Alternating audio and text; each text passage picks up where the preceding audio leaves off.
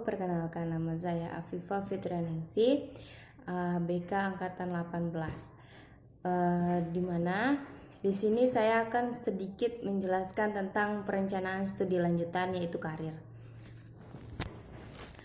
Nah, yang dimana perencanaan studi lanjutan adalah proses penerapan pengetahuan siswa untuk menyusun rencana secara sistematik berkaitan dengan pendidikan lanjutan untuk mewujudkan masa depan yang lebih baik.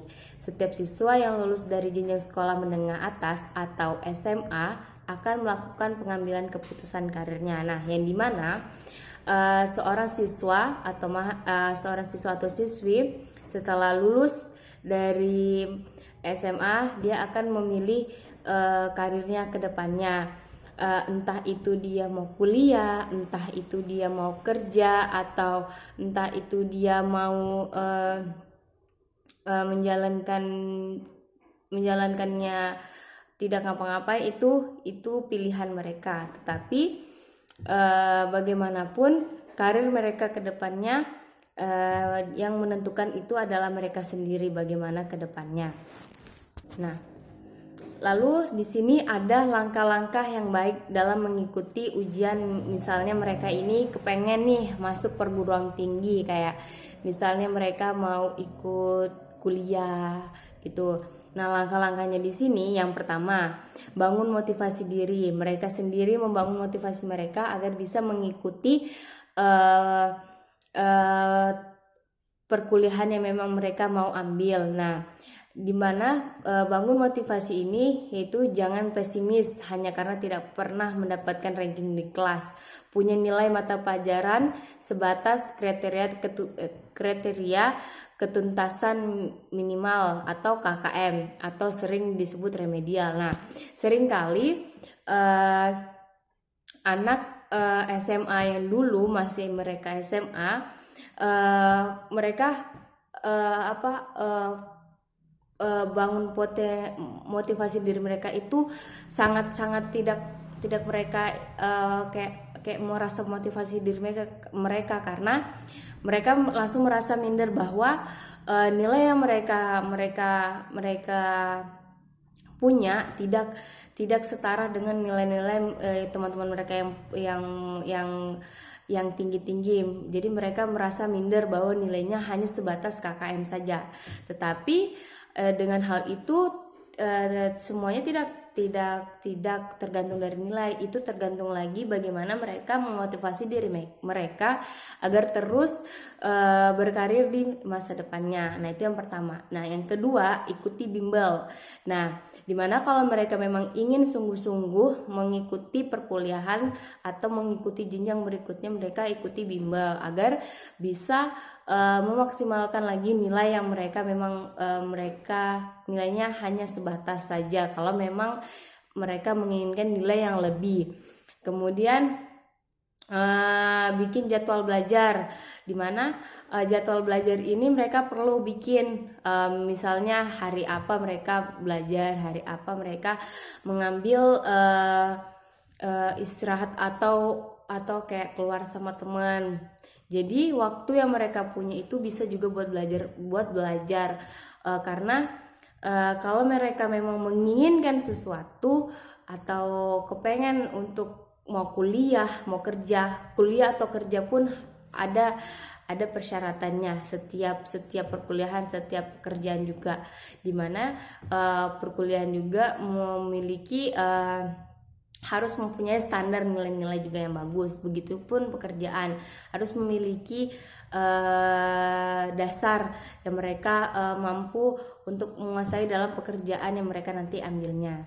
Nah, kemudian berikutnya di situ ada dimana mempersiapkan fisik atau mental mereka. Nah, fisik atau mental mereka tuh, kalau fisik misalnya nih, kuliah itu tergantung dari fakultas atau jurusan yang mereka mau ambil gitu. Tapi bagi saya kalau perkuliahan itu tidak ada batas kayak harus tingginya segini, harus apa, nggak ada sih kalau menurut saya. Kalau menurut fisik, kalau menurut saya ya.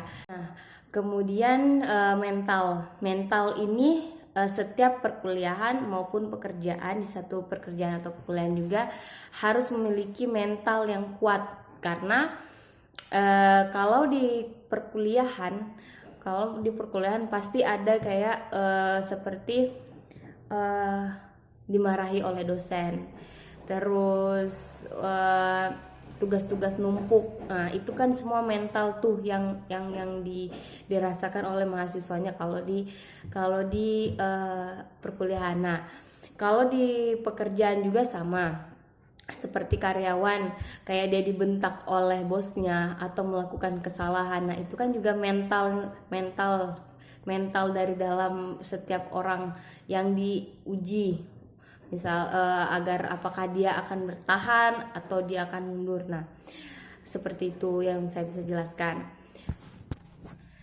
Lalu kalau kita memilih perkuliahan atau pekerjaan, salah satunya juga yaitu kita mengetahui minat dan bakat yang kita miliki. Nah, minat kita ini di mana sih? Misalnya kita kuliah, mau kuliah, minat kita di mana sih? Di bagian apa sih? Misalnya di mau jadi guru nih. Nah, minatnya mau jadi guru, bakatnya kepengen kayak bisnis gitu, mau bisnis. Nah, itu pun bisa disatuin gitu, tapi dibagi lagi waktunya. Begitu juga kerjaan, misalnya minat pekerjaannya di hotel, bakatnya misalnya di bagian cooking atau di bagian masak. Nah, itu satu hal yang harus memang kita sadari dalam diri kita, apa sih minat kita, apa sih bakat kita, agar tidak stuck di jalan, agar tidak kayak putus-putus di pertengahan jalan apa yang sudah kita lakukan dari awal. Jadi sebelum kita melakukannya dari awal, sebelum kita menyesalnya di awal, lebih baik kita harus mempersiapkannya dulu. Bakat kita apa, minat kita apa yang kita suka, biar kita merasa nyaman di satu hal yang kita inginkan, agar tidak terputus di tengah jalan, agar tidak sia-sia di tengah jalan. Kemudian itu menyesuaikan lagi kemampuan atau potensi diri kita. Potensi kita ini di mana sih? Misalnya kita potensinya di bidang fotografer nih, kita potensinya situ, kita bisa foto apa. Terus kemampuan juga kita ada di situ. Nah, itu kembali lagi dari diri kita, bagaimana kita mau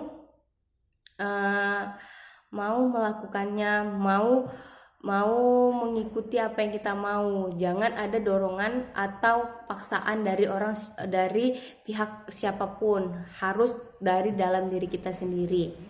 Kemudian itu pertimbangkan lagi apa yang kita inginkan. Misalnya kita sudah nih masuk kuliah, tapi kok kayak di tengah jalan gitu kita kayak ngerasa, aku bagusnya kerja ya. Nah, itu lagi kita di situ harus lebih mempertimbangkan lagi bagaimana baiknya untuk diri kita sendiri.